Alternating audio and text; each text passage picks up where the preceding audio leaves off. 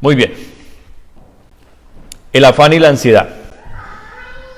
Tenemos que definir que pues son sentimientos, son emociones, son situaciones internas, son cosas que están dentro de nosotros. Y a través de la palabra de Dios vamos nosotros hoy a encontrar definiciones y vamos a ver qué sucede cuando somos víctimas del afán y de la ansiedad y qué consejos nos da Dios para poder salir bien de todas estas cosas. Quisiera comenzar con definiciones de lo que es el afán y de lo que es la ansiedad. Definiciones básicas de diccionario. Esto es lo que encontramos en cuanto al afán. Dice, la palabra afán es un término que usamos para indicar el deseo ferviente que alguien experimenta con respecto a algo o a alguien. Repito, la palabra afán es un término que usamos para indicar el deseo ferviente que alguien experimenta con respecto a alguien o algo.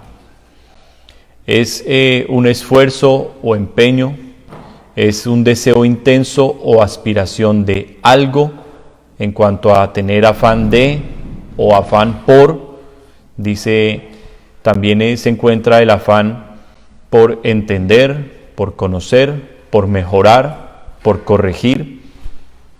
Afán también se define como apuro, aprieto o necesidad extrema.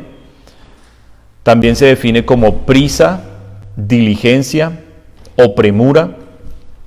También se define como trabajo o esfuerzo. Todo esto en cuanto al afán. Ahora, ¿qué es la ansiedad? Porque son como hermanitos o hermanitas. El afán y la ansiedad son hermanitos. Cuando estamos afanados por algo, cuando estamos nosotros apurados por algo, cuando estamos perturbados, comienza a generarse estos sentimientos, comienza a generarse la ansiedad, la preocupación, la angustia, el desespero, y entran toda una clase de sentimientos ya dañinos y destructivos, como la depresión, los malos pensamientos, la soledad, la tristeza, los pensamientos de desánimo, de derrota, de huir y en el peor de los casos de muerte. Espíritus de suicidio también entran cuando no se logran corregir estos dos enemigos del cristiano, el afán y la ansiedad. Ya definimos el primero, vamos a definir el segundo. ¿Qué es la ansiedad? La ansiedad se puede definir como un estado mental que se caracteriza por una gran inquietud, una intensa excitación y una extrema inseguridad. Factores activadores o desencadenantes de la ansiedad. Encontramos que se puede activar el estado de ansiedad por situaciones o acontecimientos que son vívidos como desbordantes de nuestros recursos. En otras palabras, acontecimientos que van más allá de nuestra capacidad de control o dominio, cuando algo se sale de las manos o del curso normal. También se puede activar mediante acontecimientos vitales de consecuencias graves o que exigen importantes esfuerzos. Acontecimientos vitales de consecuencias graves o que exigen importantes esfuerzos. Otro factor que puede activar la ansiedad: obstáculos para conseguir logros o que limitan nuestra capacidad para alcanzarlos o mantenerlos. Obstáculos para alcanzar logros o que nos impiden no solo alcanzar los logros, sino mantenerlos. ¿Qué también genera la ansiedad? La mala alimentación, el mal cuidado del cuerpo en el descanso, uso de bebidas alcohólicas, drogas y otra clase de desórdenes físicos. Ahora, es importante también nosotros entender que tanto el afán como la ansiedad son puertas que abren o que dan lugar a otras situaciones que pueden empeorar aún más las cosas. Entonces, dentro de los cuadros de ansiedad nosotros encontramos miedos, temores, pérdida de condiciones o facultades por la propia ansiedad, que dificultan el poder afrontar correctamente los problemas. Entonces, fíjese cómo la ansiedad puede llevarnos, por el miedo, por el temor, puede llevarnos a perder las condiciones o facultades para entender cómo afrontar correctamente un problema. Soluciones intentadas que resultan contraproducentes. Esto también genera la ansiedad. Soluciones intentadas que resultan contraproducentes. Entonces, cuando la persona por el afán cae en ansiedad, puede llegar a producir él mismo acciones o respuestas a esas situaciones, pero esas respuestas van a ser equivocadas, van a ser erróneas y van a ser contraproducentes. O sea, en otros términos, como un dicho muy conocido lo dice, salió peor o salió más caro el remedio que la enfermedad. Otra situación que tenemos que prestar atención: la problematización de áreas inicialmente no conflictivas como consecuencia de la propia ansiedad. ¿Qué significa esto? Y perdónenme que estoy hablando en términos un poco en términos médicos, en términos un poco humanos, pero es importante comprender que tanto el afán como la ansiedad nos lleva a nosotros a cometer errores, a tomar actitudes equivocadas. Por tanto, nosotros vamos a encontrar a través de la palabra de Dios instrucciones en las cuales Dios nos pide que salgamos de esta clase de emociones, que podamos nosotros vencer toda esta clase de obstáculos.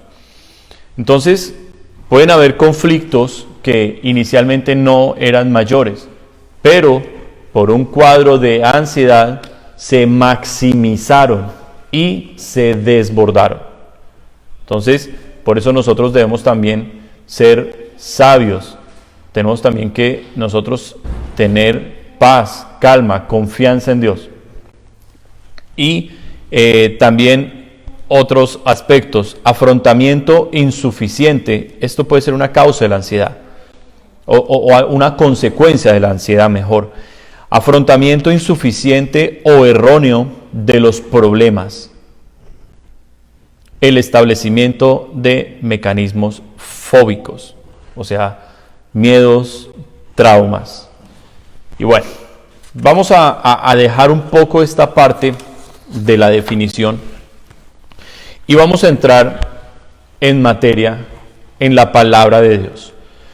Para yo poderle explicar a usted las consecuencias que traen el afán o la ansiedad cuando un hijo de Dios no logra tener el control de sus emociones, vamos a ver los errores a lo que esto puede conducir. Y para eso, el ejemplo que Dios me daba se encuentra en el primer libro de Samuel, en el capítulo 18. Primer libro de Samuel, capítulo 18, y vamos a buscar allí el versículo 9, leeremos del versículo 9 al 12. Recuerde que hoy estamos aprendiendo cómo vencer el afán y la ansiedad, cómo vencerlos. Muy bien. Dice la palabra del Señor, y esta es la historia de un hombre que fue, número uno, escogido por Dios. Eso fue un hombre escogido por Dios, con unas características y con unas cualidades que Dios vio en él y que lo hizo a él digno para que Dios mirara su vida y lo levantara en un servicio importante para Dios. Entonces es un hombre escogido para Dios. Pero vamos a ver cómo después de esa escogencia, porque Dios hace una parte, pero nosotros debemos hacer otra parte. No existe realmente una relación con Dios a menos que ambas partes estén interactuando. Dios pone y establece todo lo que nosotros necesitamos para llegar a Él, para caminar con Él, para vencer en esta tierra. Él pone las promesas, Él pone su Espíritu Santo, Él pone el perdón, Él pone todos los recursos. Dios capacita, no solo llama, sino que capacita, pero en nosotros debe hallarse también una disposición, en nosotros debe hallarse también una coherencia, o sea, debemos ser coherentes con el llamado de Dios. En otras palabras, la bendición de Dios está hoy en nuestras manos. De nosotros depende que la bendición de Dios pueda constituirse en algo que perdure y que al final sea satisfactorio, no solo para nosotros, sino para muchas otras personas que pueden ser beneficiadas por lo que Dios nos dio, o en nuestras manos está el también poder desperdiciar lo que Dios nos dio y terminar en que una bendición de Dios se convierta en una maldición para nuestras vidas, no por Dios, sino por nosotros, por nuestras fallas, por nuestros errores. Entonces, por eso es muy importante que prestemos atención a la palabra de Dios. Vamos a hablar sobre Saúl, el rey Saúl. Dice el versículo 9: y desde aquel día Saúl no miró con buenos ojos a David. Recuerde que Saúl era el rey de Israel. Y David, que había sido ungido, siendo apenas un niño, fue ungido por Dios como rey para reemplazar a Saúl, quien había sido desechado por Dios. Dice, aconteció, versículo 10, aconteció al otro día que un espíritu malo de parte de Dios tomó a Saúl y él desvariaba. Preste la atención a esa palabra. Saúl desvariaba en medio de la casa. David tocaba con su mano como los otros días y tenía Saúl la lanza en la mano. Y arrojó Saúl la lanza diciendo, enclavaré a David a la pared. Pero David lo evadió 2 veces. Mas Saúl estaba temeroso de David por cuanto Jehová estaba con él y se había apartado de Saúl. Vamos a mirar lentamente y con mucho detalle esta situación. Y vamos a poder nosotros hoy definir qué fue lo que hizo que este hombre, Saúl, quien en su momento es rey sobre todo Israel, que en su momento está en la casa que se había preparado para que él fuera rey, con un ejército a su servicio, con servidores. Este hombre, como rey, dice que desvariaba. Este hombre no tenía control de sus emociones. Este hombre era atormentado por un espíritu malo que había venido de parte de Dios. Vamos a ver qué fue lo que hizo que Saúl llegara a este estado. Como un hombre que fue escogido por Dios, que fue no solamente escogido, llamado, que fue ungido, que fue lleno, que fue usado. Este hombre, con todo esto que Dios hizo, ¿cómo llegó a desvariar, a intentar matar a David? En 2 ocasiones, en el mismo momento, hizo 2 intentos de matar a David con una lanza. Y por lo que está diciéndonos la Biblia, no fue como una reacción intempestiva o no. Esto estaba en el corazón de Saúl. Y fíjese como la palabra nos dice en el versículo 11, lo que él estaba pensando: enclavaré a David a la pared. O sea, no es un acto como un reflejo lo que está haciendo Saúl. No es producto de una ira momentánea, no. Esto estaba ya guardado en el corazón de David. O sea, fue un sentimiento que fue aumentando y aumentando y aumentando en Saúl en contra de David. Ya estaba en el corazón de Saúl. Estaba en su mente el destruir a David, y aquí él ve la oportunidad y dice: lo voy a atravesar y lo voy a enclavar a la pared. Y lo intenta en 2 ocasiones. Hay algo conocido en el derecho como la ira e intenso dolor. Y es en esos casos en los cuales se da mucho, sobre todo en el área romántica, en el área de las parejas, cuando se descubre una infidelidad. Y la reacción que tiene la pareja que está siendo traicionada es una reacción instintiva, en la cual la persona llega cuando ha cometido el delito por causa de esa reacción intempestiva. A la persona después se le interroga y dice: no sé cómo lo hice, los encontré y no recuerdo segundos, hubo segundos que me quedaron borrados de mi pensamiento, no comprendo lo que yo hice.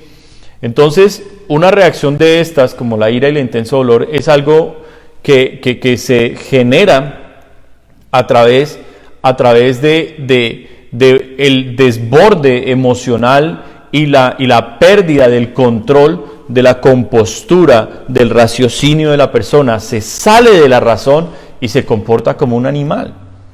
Por eso puede llegar a matar, a cometer locuras en medio de la ira, del intenso dolor, porque rompen la barrera de los sentimientos normales de la persona, de lo que la persona puede controlar, y lo lleva a un área de desborde, descontrol total. Pero eso no es lo que está pasando aquí con Saúl. Saúl ya no miraba con buenos ojos, nos lo dice el versículo 9, ya no miraba con buenos ojos a David. Si leyéramos los versículos anteriores, el versículo 8, Saúl estaba sintiendo celos de David, porque el pueblo estaba viendo las victorias grandes de David, apenas siendo un muchachito. Estaban celebrando la derrota del gigante Goliat, del filisteo, y Saúl se llena de envidia, porque David va acumulando y acumulando victorias, porque todo esto surge de que ya Dios no estaba con Saúl, sino que Dios estaba ahora con David. Y fíjese que de los sentimientos que están dentro de Saúl también se encuentra el temor. Tenía temor de David, un temor en cuanto a un miedo de lo que David representaba de amenaza contra su estabilidad, contra su reino, contra su posición. Entonces todo esto surge también de un corazón orgulloso, de un corazón engreído, de un corazón egoísta que solo piensa en sí mismo, egocéntrico. Pero, ¿qué fue lo que hizo que Saúl cayera en este estado? Bueno, yo voy a darle una lista de versículos para que usted los pueda leer con calma y pueda encontrar cuál fue el proceso de lo que Dios hizo y de cómo la irresponsabilidad de Saúl lo llevó a este estado terrible, deplorable, que como rey por envidia, por celos, quiera matar a David, quien había sido ya ungido por Dios. Entonces, en 1 Samuel 9, versículos 15 al 17, la Escritura nos dice de cómo Dios habló al profeta Samuel y le dijo: yo te voy a mostrar a quién tienes que poner como rey. Y cuando ve a Saúl le dice: ese es, úngelo como príncipe sobre mi pueblo. En el versículo, capítulo 1, versículo 10, capítulo 10, perdón. En el capítulo 10, versículo 2, es ungido con aceite por el profeta. Saúl es ungido como rey por el profeta. En el versículo 9 de ese mismo capítulo Saúl es lleno del Espíritu Santo. Y ese versículo me gustaría mucho que lo pudiéramos leer. Saúl es lleno del Espíritu Santo. Dice primero de Samuel capítulo 10, versículo 9. Aconteció luego que al volver él la espalda para apartarse de Samuel, hablando de Saúl, le mudó Dios su corazón, y todas estas señales acontecieron en aquel día. Y cuando llegaron allá al collado, he aquí la compañía de los profetas que venían a encontrarse con él, y el Espíritu de Dios vino sobre él con poder y profetizó entre ellos. Y aconteció que cuando todos los que le conocían antes vieron que profetizaba con los profetas, el pueblo decía el uno al otro: ¿qué le ha sucedido al hijo de Cis? ¿Saúl también entre los profetas? Entonces se cuenta como no solamente Dios lo escoge, lo llama, lo unge, sino que lo llena de poder. Lo llenó del poder del Espíritu Santo y tuvo una manifestación sobrenatural en la cual él está profetizando con los profetas de Dios.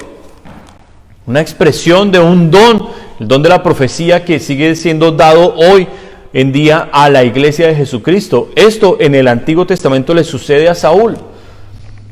Pero también dice la Escritura en el versículo 9 que Dios le cambió el corazón.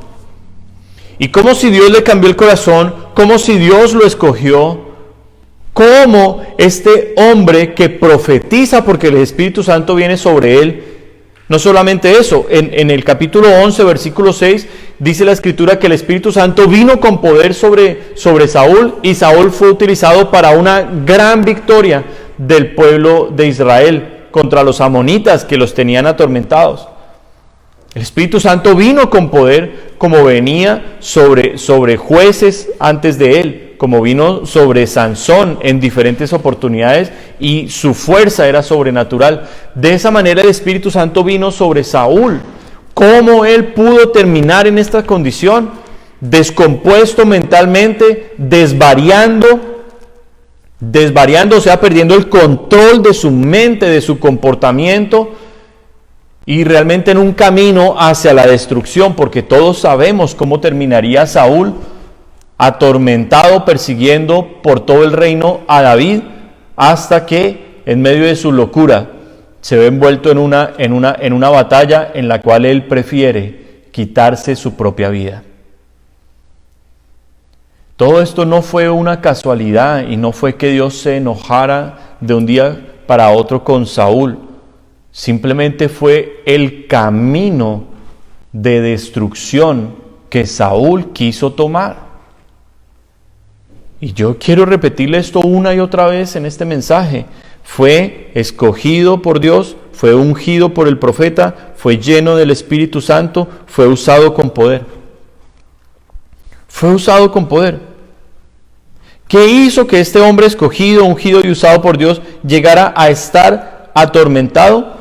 Bueno, había varias fallas en Saúl, como las hay en usted y en mí. Sí, Dios no nos llama siendo perfectos. Dios nos llama, en la Escritura lo testifica de Génesis a Apocalipsis, Dios nos llama a los perfectos, a los capacitados, a los mejores.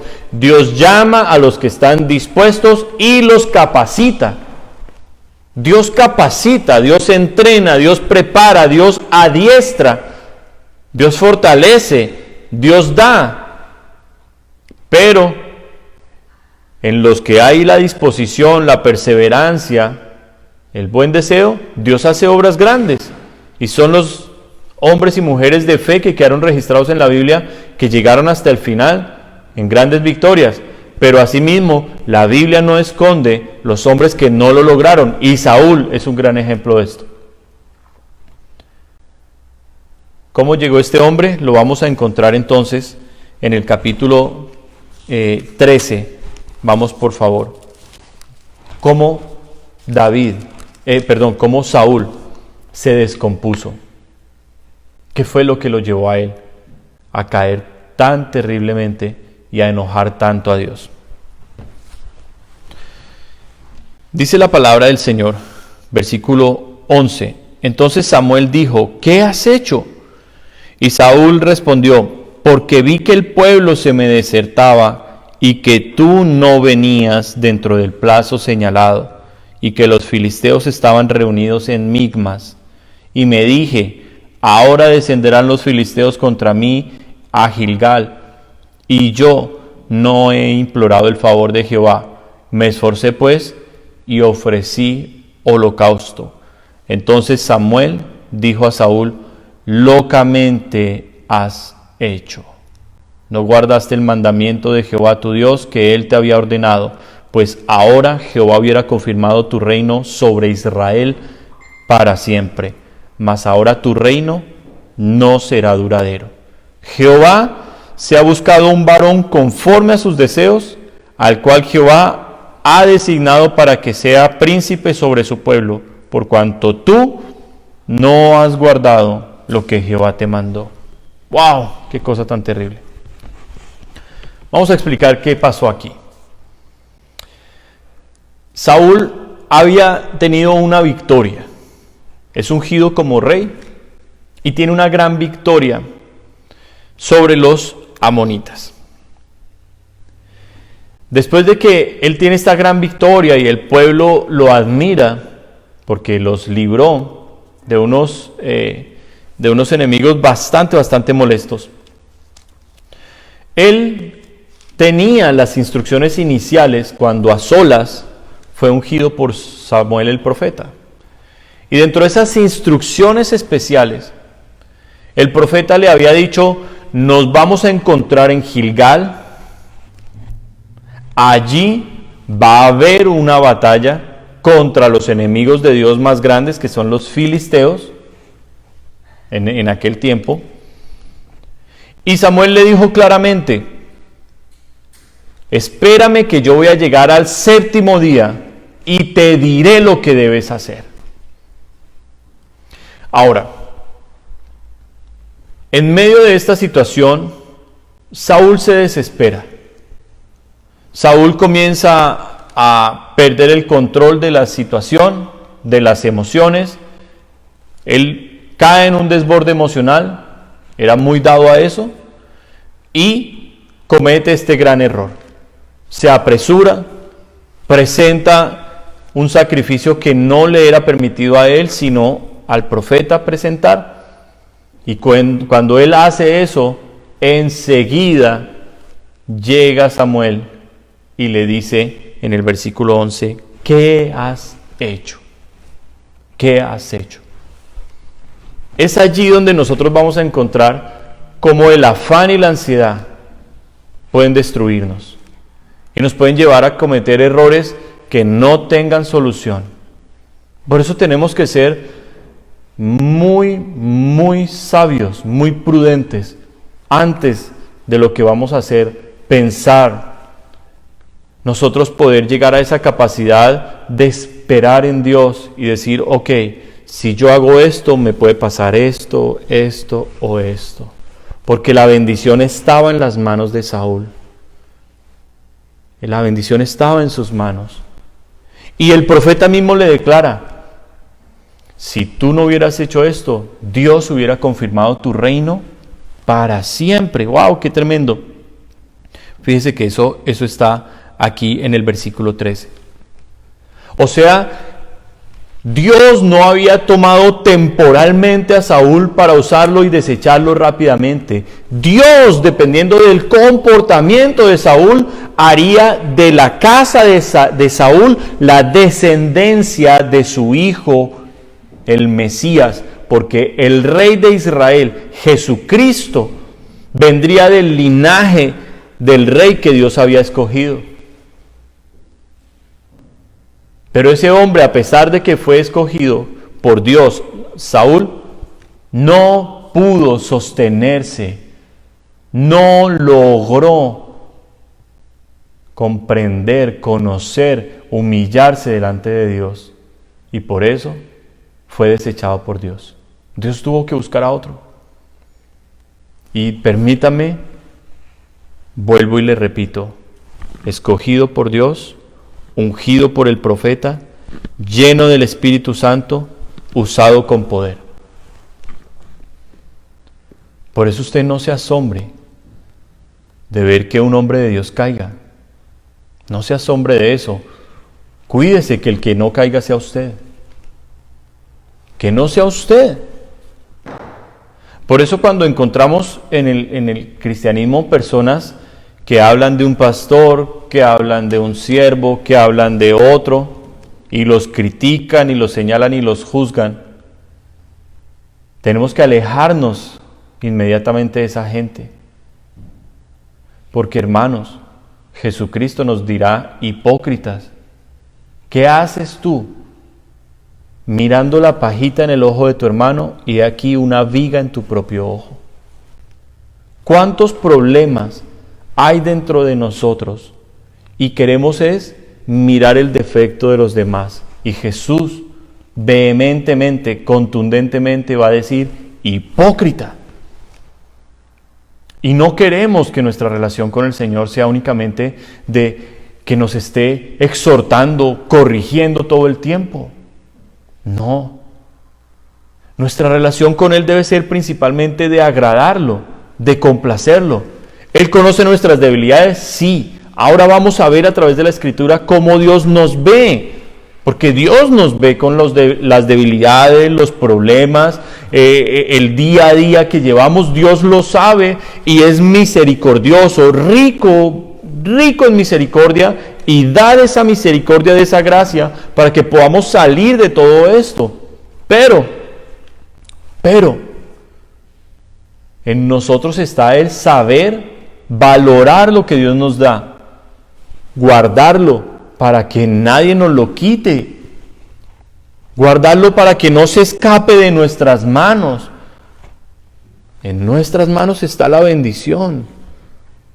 Necesitamos ser diligentes, sabios, entendidos en Dios. Y no sé cuántos allá puedan decir amén. Por tanto, este es un mensaje muy importante que habla hoy a nuestro corazón y nos advierte de los peligros. Porque Dios pone esta clase de mensajes para que también nosotros aprendamos a tener temor de que lo que Dios da un día se puede perder si nosotros no sabemos valorarlo. ¿Qué había en Saúl? Bueno, Saúl tenía diferentes situaciones internas que no corrigió a tiempo. Saúl no supo cómo trabajar estas cosas con Dios, y por eso permitió que el afán y la ansiedad lo llevaran a cometer uno de los peores errores de su vida. Porque ahí fue cuando Dios lo desechó a él. Y Dios dijo: no, este hombre no puede ser rey de mi pueblo. Entonces, una de esas cosas, ¿cuáles eran? Samuel les había advertido en el capítulo 12, versículo 21, les había dicho: no os apartéis en pos de vanidades que no aprovechan ni libran, porque son vanidades, pues Jehová no desamparará a su pueblo por su grande nombre, porque Jehová ha querido haceros pueblo suyo. Entonces, ellos tenían la tendencia de codiciar, de desear cosas que tenían otros, y Saúl no era la excepción. De hecho, cuando usted revisa la victoria que tuvo el rey Saúl en el capítulo 11, cuando rescató la ciudad de Jabes, Saúl, él mismo, en medio de la victoria y de sentirse usado por Dios, y fue confirmado por Dios aquí delante de todo el pueblo en Gilgal, después de estas cosas, Saúl se construyó un monumento para él mismo, un monumento para que la gente lo pudiera ver a él, para que la gente lo reconociera y entendiera lo que Saúl había hecho por ellos.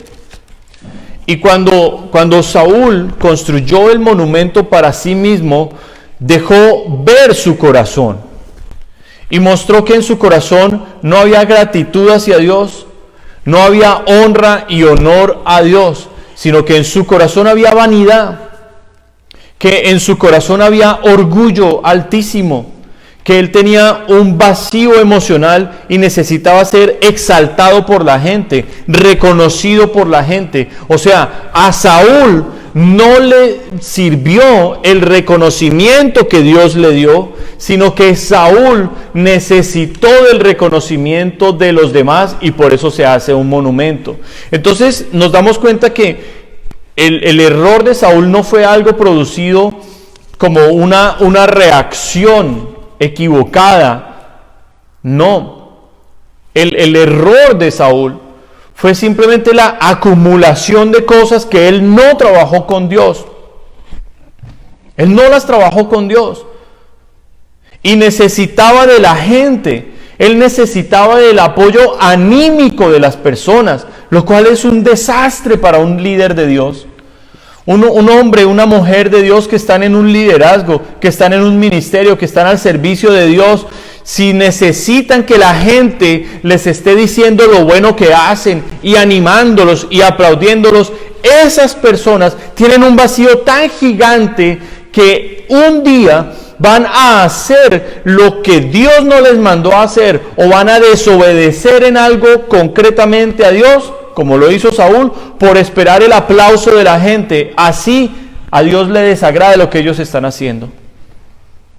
Es allí donde nosotros debemos revisar nuestro corazón si hay sentimientos de sensibilidad, porque hay gente que sufre de sensibilidad, no se le puede decir nada.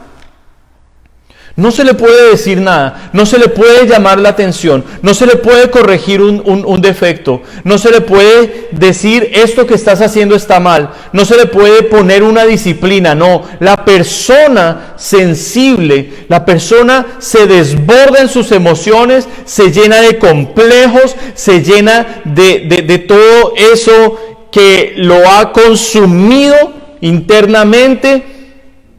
Y ahí su ira, su ímpetu es lo que gana y se desborda el corazón malo, corrupto. Lo lleva a áreas de rebeldía contra Dios, contra una autoridad. Lo lleva a levantarse contra un hombre, una mujer de Dios. Lo lleva a dividir. Lo lleva a conspirar. Lo lleva a la queja, a la murmuración, a los malos pensamientos. Y todo esto nació en un corazón que no se había llenado del amor de Dios, que no le bastaba con el amor de Dios, con el reconocimiento de Dios. Esto fue uno de los detonantes de esto que llevó a la destrucción a Saúl. Este fue uno de los detonantes. Y usted puede encontrar aquí en el capítulo 13, cómo Saúl no logró controlar sus emociones. El afán, el anhelo de ser siempre victorioso, de ser siempre reconocido por la gente. Ese afán, no de agradar a Dios, no de obedecer a Dios, no de esperar a Dios. Y fíjese que afán es lo contrario a esperar. Afán es lo contrario a esperar. Él no quiso esperar a Dios los 7 días, que le había hablado claramente el profeta. Desde que Saúl llegó allí a Gilgal, el hombre ya venía mal. El hombre venía mal. El hombre estaba esperando el apoyo completo de Israel. Hizo sonar el cuerno, comenzó a la gente a venir a juntarse, pero pasaban los días, venía la gente, pero no encontraban a un hombre lleno de la presencia de Dios, no encontraban a un hombre con las promesas de Dios, no encontraban a un hombre de fe, encontraban a un hombre vacío, encontraban a un hombre amador de sí mismo, encontraban a un hombre impetuoso, rebelde de corazón, sensible. Y este hombre frágil hizo que ese pueblo se desestabilizara. Este hombre sin control de sí mismo llevó a que el propio pueblo perdiera las fuerzas. Y claro, Israel completo como pueblo era un pueblo temeroso. No se caracterizaban por ser un pueblo de fe, no se caracterizaba por ser un pueblo que buscaba a Dios con corazón sincero, no, ellos eran idólatras, lo acabamos de leer, el profeta los había exhortado. Era un pueblo que se dedicaba a las vanidades de la vida, o sea, a lo pasajero. Pero este hombre fue el líder perfecto para que ellos se desbordaran y todos juntos cayeran en desgracia delante de los ojos de Dios.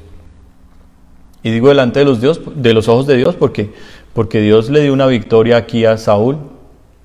Sí, Dios le dio una victoria, pero la peor derrota de su vida porque Dios lo desechó.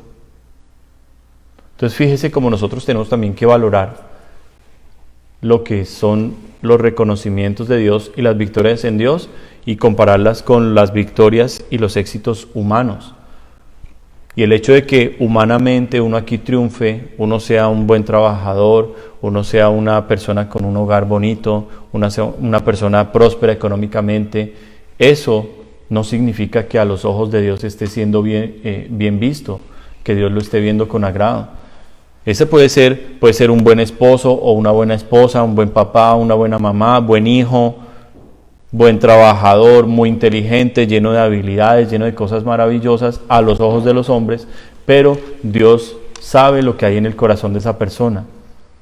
Hay afán de reconocimiento, hay sensibilidad, hay envidias, hay competencia, hay iras, hay pleitos, hay celos, hay complejos, una cantidad de vacíos en el alma, y Dios dice: ok, usted está así, yo le quiero corregir, yo le quiero ayudar, yo le quiero sanar sus heridas, yo quiero libertarle de esa situación, pero usted deje de reconocerse como si fuera algo excelente delante de la gente. No, usted es orgulloso, es orgullosa. ¿Por qué? Porque se cree algo que no es.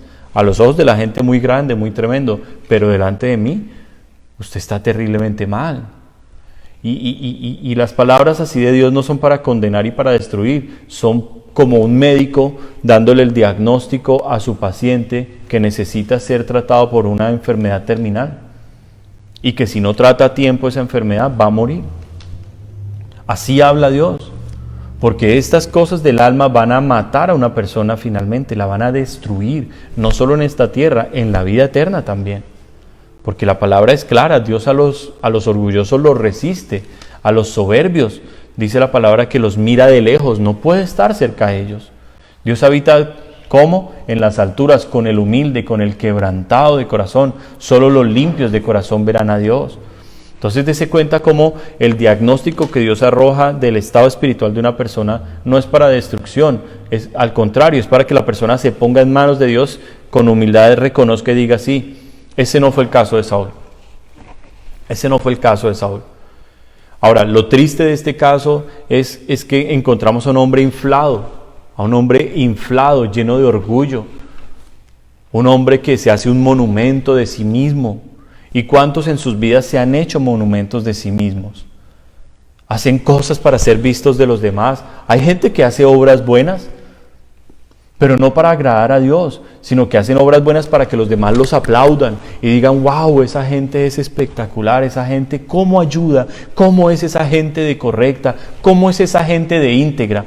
Imagínese hermano, que toda la integridad y todo lo excelente que le hemos visto a la gente, un día Dios lo cobre porque cometimos un error en el pasado y ese error sale a la luz y se evidencia que fuimos corruptos, que fuimos torcidos, que fuimos en alguna situación un pecado bien desagradable y que ese pecado salió a la luz. Y todo el pecho que habíamos sacado y todo lo que nos habíamos inflado, se destruye. Entonces, si Dios está viéndonos como realmente somos, ¿no sería más inteligente, más sabio humillarnos delante de Él y dejar que Él nos corrija? Y decir: sí, Señor, aquí está, me estás hablando hoy del afán, lo reconozco, Señor, me afano por cosas que no vale la pena. Me estás hablando hoy de la ansiedad, es cierto, Señor. Mis emociones se desbordan, pierdo el control de las situaciones porque no alcanzo a esperar en ti, Señor. No sé cómo combatir estas cosas. Tengo orgullo, tengo soberbia, Señor, tengo altivez, miro a los demás así por debajo de mí. Yo estoy arriba, ellos están acá. Yo soy más inteligente, yo sé hacer mejor las cosas. Cuando nosotros tomamos decisiones, nosotros, hablo de los que estamos en liderazgo, en autoridad, tomamos decisiones y nos equivocamos en esa decisión, se nos juzga severamente. Yo me pregunto, ¿qué hubiera hecho esa persona que critica en los zapatos de uno? ¿Qué hubiera hecho? Y tendría el valor y la fortaleza, la humildad para pedir perdón, para reconocer que hizo mal. ¿Tendría esa capacidad de seguir adelante? No, mis hermanos, la verdad es que no. Mucha gente se retira, mucha gente dice, no, yo ya no puedo con eso, y hasta terminan peleados con Dios. Porque la gente vio sus errores, sus defectos. Entonces ahí es donde tenemos que permitir que Dios destruya esas cosas en nuestro interior, que nos van a llevar a la derrota si no las trabajamos a tiempo. Saúl no lo entendió, el orgullo lo encegueció. Y el hombre, fíjese la situación en la que está, porque lo que lleva a una persona a la destrucción es que se juntan todas las cosas en el momento perfecto y algo las detona y ¡puf!, explotan. Y eso sucedió. Número 1, Dios le dice, no es en su tiempo, es en mi tiempo. O sea, Dios le dice, en 7 días. No. Saúl era un hombre acostumbrado a que las cosas eran inmediatas, cuando él quería. Eso habla de inmadurez espiritual. Eso habla de que yo quiero tener el control y el control no lo tiene Dios. No, el control es mío. Se hace a mi manera, en mi tiempo. Error. Vas a ser destruido. Número 2. Él esperaba el apoyo de la gente. Y en su respuesta le dice al profeta, porque vi que el pueblo se me desertaba. Yo le quiero hacer la pregunta, ¿de quién iba a depender esa victoria? ¿De los hombres de Israel o de Dios? Hermanos, al igual que todas las victorias en la Biblia, siempre dependieron de Dios, no de la gente. ¿De quién depende que nosotros salgamos victoriosos en una situación? ¿De un hombre? ¿De los recursos nuestros? ¿De nuestra sabiduría, inteligencia? No, de Dios, que es el que da la victoria. Pero este hombre está mostrando que sus ojos están puestos en la gente, quiere agradar a los hombres. Y yo le digo, tarde o temprano, todos los cristianos tenemos que escoger a quién queremos nosotros servir y a quién queremos nosotros agradar. Tenemos que escoger entre querer agradar a los hombres o querer agradar a Dios. Y de esa decisión van a depender las consecuencias que tengamos en nuestra vida. Bendiciones si escogimos agradar a Dios, o maldiciones si escogimos agradar a los hombres. Porque la amistad con el mundo es enemistad contra Dios. Entonces ahí es donde nosotros debemos abrir el corazón al Señor y decir, esta es mi condición espiritual, trata conmigo, corrígeme cuanto antes, sácame estas cosas que no las quiero. Y no sé cuántos puedan decir amén. No sé cuántos puedan decir amén. Por eso, la pregunta de Samuel en el capítulo 13, versículo 11 me impactó. Samuel le dice, ¿qué has hecho? ¿Qué has hecho? ¿Qué has hecho? ¿Qué llevó a Saúl a esto? Estar mal con Dios, no ser sabio, no recordar las palabras que Dios le había dado, comportarse como un impío, como un hombre que no conocía a Dios. ¿Sí? Y eso le trajo la consecuencia. ¿Él está envuelto en esto? Sí.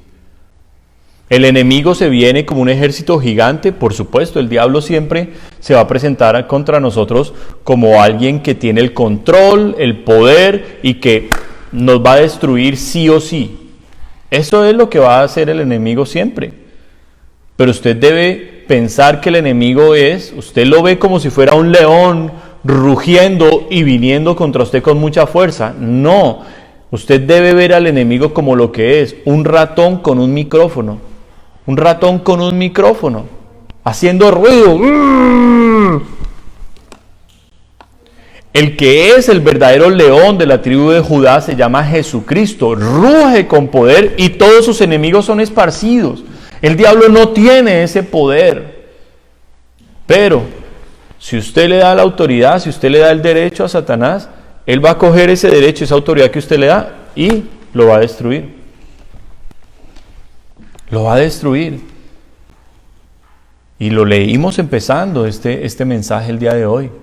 El Espíritu de Dios se apartó de Saúl y venía un espíritu malo de parte de Dios que lo atormentaba. Claro, el diablo va con todos los derechos delante de Dios y le dice: tengo derechos, reclamo el alma de Saúl, es mía. Es mía. Es un hombre mentiroso, es un hombre orgulloso, es un hombre corrupto, es un hombre que ama el confort, el vivir bien, los aplausos, las vanidades. Es un hombre que ha quebrantado todos estos mandamientos. Su alma me pertenece, voy a destruirlo. Y Dios le dice: yo ya no estoy con él, su alma está en tus manos, le dice al diablo. Y venía un espíritu malo que lo atormentaba. ¡Qué cosa tan terrible! ¡Qué cosa tan terrible! Escogido por Dios, ungido por el profeta, lleno del Espíritu Santo, usado con poder. Y ahora está en manos de Satanás, en terreno del enemigo. ¡Qué cosa tan terrible, mis hermanos! Nos hace reflexionar muchas cosas. ¿Sabe qué me impacta de esta historia? Mire, hay promesas muy maravillosas de Dios cuando estamos en momentos difíciles. Le voy a regalar una. Salmos 46:10. Estad quietos y conoced que yo soy Dios. Ser exaltado en las naciones. Estad quietos y conoced que yo soy Dios. Si Él me dice: espere, ¿yo qué tengo que hacer? Decir: Él tiene el control, no yo. Me ama, es fiel, no desampara, es misericordioso, me perdona y me ha dicho que me va a ayudar. Señor, estoy en tus manos. Estoy en tus manos. Porque la respuesta para Saúl, él ofrece el sacrificio y enseguida llega Samuel. La respuesta para Saúl ya venía en camino. Y él no supo esperar. No supo esperar, se desesperó. El afán por hacer las cosas a su manera. Y el afán con todos estos otros ingredientes: orgullo, ímpetu, altivez, soberbia, incredulidad. El afán lo hizo ansioso, o sea, se desbordó en las emociones. Y él ofrece el sacrificio, peca contra Dios. Y enseguida llega el profeta que traía la instrucción de Dios. Hermanos amados, es una gran lección para que si Dios nos habla a nosotros del tiempo, seamos obedientes en el tiempo. Si Dios dice: este no es el tiempo, espera. Hay que esperar. Si Dios dice: ok, marchen, como le dijo a Moisés: ¿por qué clamas a mí? Di a los hijos de Israel que marchen. ¿Qué hay que hacer? Hay que marchar.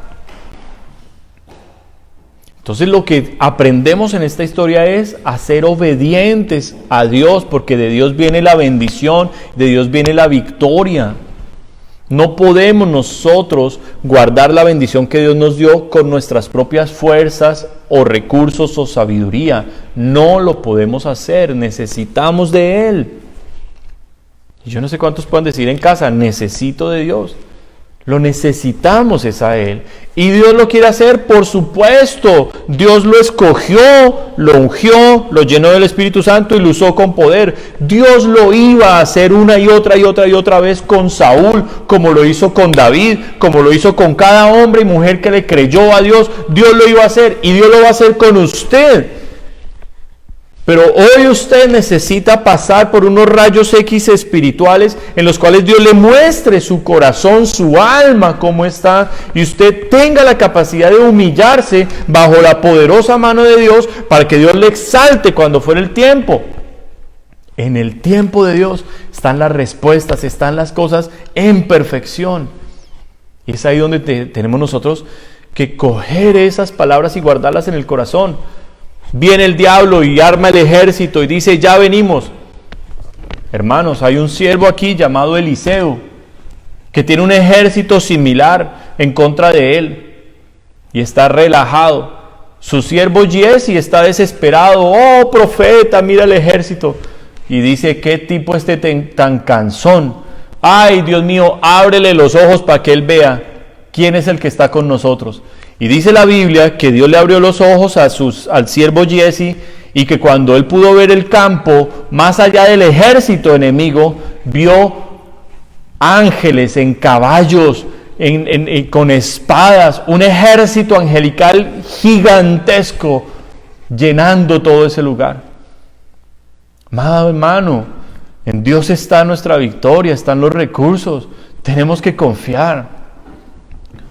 Quiero pasar a la parte de las soluciones, porque yo no estoy aquí ni para acusarlo a usted, ni para derribarlo o simplemente dejarlo con un diagnóstico dañino y destruido. Yo estoy aquí de parte de Dios, porque a eso me ha enviado el Señor, para enseñarle a usted la solución, cómo salir de la ansiedad, cómo lograr vencer el afán y estos sentimientos destructivos. Entonces, vamos a ir a esta parte maravillosa y vamos a cerrar el mensaje. Filipenses capítulo 4, versículos 6 y 7. Filipenses 4, versículos 6 y 7. Y mire lo que dice la Escritura: por nada estéis afanosos. Qué lindo, ¿no? Por nada. Absolutamente nada. No hay enfermedad, no hay crisis económica, no hay crisis familiar, no hay problema en la ciudad, en el país, no hay nada que me deba meter a mí en una situación de afán. Por nada debo estar afanoso. En otras palabras, porque la palabra griega allí para afanoso también se puede traducir como acongojado, apesadumbrado. Son otras traducciones para afanoso. Y dice: si no sean conocidas vuestras peticiones delante de Dios en toda oración y ruego con acción de gracias. Y la paz de Dios, que sobrepasa todo entendimiento, guardará vuestros corazones y vuestros pensamientos en Cristo Jesús. Aquí y en el texto de Mateo capítulo 6, que vamos a revisar más adelante, está la solución para el afán y para la ansiedad. Dios nos está dando la fórmula para vencerlos. Número 1, cuando dice que por nada estemos afanosos, en el griego original sonaría algo así como meden merimnate. Meden merimnate. Es una orden con una prohibición. O sea, lo que nos está queriendo decir allí Dios es: paren de afanarse, paren de preocuparse, dejen el afán, dejen la congoja, dejen la angustia, no lo hagan más. Eso es lo que nos está queriendo decir en el idioma original. No lo hagan más, no se afanen más, no se angustien más. Entonces lo primero que yo debo hacer es no permitir que ese sentimiento me controle. ¿Cómo lo hago? Es la pregunta. ¿Cómo lo hago? Yo sé que no me debe controlar, pero finalmente termino poniéndome ansioso, nervioso, no duermo, estoy sudoroso, no como, no sé qué hacer, mi carácter cambió. Bueno, mire la solución que Dios nos da. Después de la orden de que no debemos estar así, nos da la solución. Dice: si no sean conocidas vuestras peticiones delante de Dios, dice, en toda oración y ruego con acción de gracias. ¿Cómo salimos nosotros del afán, de la ansiedad? Primero, entendiendo que no lo debemos tener. Segundo, vamos a Dios, que es el proveedor de la paz y el proveedor de todas nuestras soluciones. La solución muchas veces no la tenemos en nuestras manos, no. La solución la mayoría de veces únicamente depende de Dios, sobre todo en situaciones más difíciles que otras. Entonces, Dios está diciendo: no lo hagan, no quiero que ustedes estén así, sino que vengan a mí, hablen conmigo. Entonces, ¿qué debe hacer una persona? Hablar con Dios, explicarle el problema. Entonces, en el caso de Saúl: Señor, Estoy aquí en Gilgal, donde me dijiste que viniera a enfrentar al enemigo, pero el ejército filisteo es innumerable, Dios. Son demasiados. Ya llamé al pueblo, le dije que acudiera, pero tengo temor. Estoy asustado, es la verdad. Somos muy poquitos contra ese ejército tan grande, Señor. Y yo siento que me voy a desmayar del miedo. Yo siento que no tengo la fuerza para esta situación. Estoy asustado, Dios. Estoy asustado. No sé qué hacer. Entonces ya la persona vino y habló con Dios. ¿Qué es lo siguiente que nos está diciendo la Biblia? Después de que la petición se ha puesto delante de Dios, dice el ruego y la acción de gracias. ¿Qué es el ruego? El ruego es cuando yo me bajo aquí y le comienzo al Señor a decir: tú sabes que yo no puedo, esto es más grande que yo, estoy tan débil, estoy tan mal, que si tú no haces algo, yo de esta no salgo bien. La persona está rogando. Fíjese que cuando en la calle nosotros nos encontramos con mendigos, con gente que pide dinero, ellos no vienen pidiendo así con soberbia, ellos vienen así agachados. Muchas veces están sentados en el suelo extendiendo su mano, una gorra, un tarro, para que la gente les dé. Ellos están ahí postrados. O sea, se pone uno en la posición abajo porque necesita del que está aquí arriba. Y eso hay que hacerlo en la oración. Hay que decirle: yo voy a salir muy mal de esto si tú no me ayudas. Por eso estoy aquí orando, Dios. Ayúdame, Señor. Ayúdame. Y comienza uno a declarar lo que Él es y a reconocer lo que uno es. Señor, soy bruto, me metí en esto sin pensar. Señor, dije esto y no me di mis palabras. Señor, yo no sé de dónde salí yo ahí, pero como siempre cometiendo mis errores, mis equivocaciones. Señor, esto pinta muy mal. Yo la verdad no puedo, pero vengo al poderoso de Israel, vengo al Dios de las victorias, vengo a un Dios de maravillas, vengo a un Dios que es mi Padre, que me ama, que me ha tomado como su hijo, como su hija. Sé que tienes cuidado de mí, Señor, por eso vengo, Dios, a pedir tu ayuda y tu solución en esta situación. Entonces, hablé con el Señor la situación y ahora estoy en la rogativa. Estoy rogando, ayúdame, ayúdame, ayúdame. Y tú conoces mi corazón, Señor, ayúdame, ayúdame, ayúdame. No puedo con esto, ayúdame. Estoy humillando y a Dios le encanta nuestra humillación, a Dios le encanta, Dios ama nuestras lágrimas, porque cuando nuestro hijo pequeñito se cae, salimos corriendo a alzarlo, le quitamos el mugre, miramos qué fue lo que se dañó, lo abrazamos, lo consolamos, porque no queremos que el niño esté llorando, y Dios es así. Dios se conmueve cuando lloramos de corazón, se conmueve, y va corriendo a nuestra ayuda y nos levanta. Pero la tercera parte de la solución es también la acción de gracias. No podemos quedarnos con la derrota. O sea, Saúl no podía quedarse con la derrota. Ok, estamos haciendo el ejercicio inverso a lo que hizo Saúl, lo que ha debido hacer y no hizo. Entonces, el ejército es muy grande, los de Israel están impacientes y se están yendo. Señor, se me está yendo la gente, pero ahora empieza la acción de gracias. Yo te doy gracias porque tú me llamaste para este momento. Yo te doy gracias porque tú me hablaste y me dijiste que te esperara aquí 7 días. Y tengo una promesa tuya, Señor. Y aquí estoy y no me muevo porque tú me dijiste que lo vas a hacer, Señor. Gracias por estar conmigo. Gracias por levantarme. Gracias por no desampararme. Gracias porque tú siempre escuchas mi oración. Yo sé que tú siempre me respondes, Señor. ¿Quién oraba así? Jesús, después de los milagros. Entonces se cuenta que no solo es venir a hablarle al Señor la situación, no solo pedir su ayuda, lo que necesitamos específico de esa situación, sino también es darle gracias por quien Él es y adelantarnos a lo que Él va a hacer. Gracias, yo sé que de esta tú me vas a sacar victorioso. Señor, yo estoy seguro que de esta tú me sacas, no porque lo merezca, no, Señor. Yo estoy re mal y voy a cambiar, y Señor, yo sé que esto me va a ayudar a enderezarme, a corregirme, de esto va a salir algo muy bello, pero te doy gracias porque sé que tú no me vas a dejar avergonzado. son promesas que están en la palabra de Dios y la Biblia no miente. Entonces Dios nos acaba de dar la forma para salir del afán, de la ansiedad. Pero ¿cómo se rompe ahora el efecto de lo que eso ya hizo en nuestro corazón? El daño que ya hizo emocional aquí en nuestra cabeza, el daño que ya hizo, ¿cómo se rompe? El siguiente versículo también nos lo dice. Y la paz de Dios que trae su presencia, su respuesta, su bendición, su provisión. Y la paz de Dios que sobrepasa todo entendimiento, o sea, la paz de Dios viene y destruye todo lo que nosotros estábamos pensando de miedos, de angustias, de afanes. Me va a pasar lo peor. No, la paz de Dios aplasta eso y ahora se establece es la convicción y la confianza en mi vida. No sé cuántos pueden decir amén.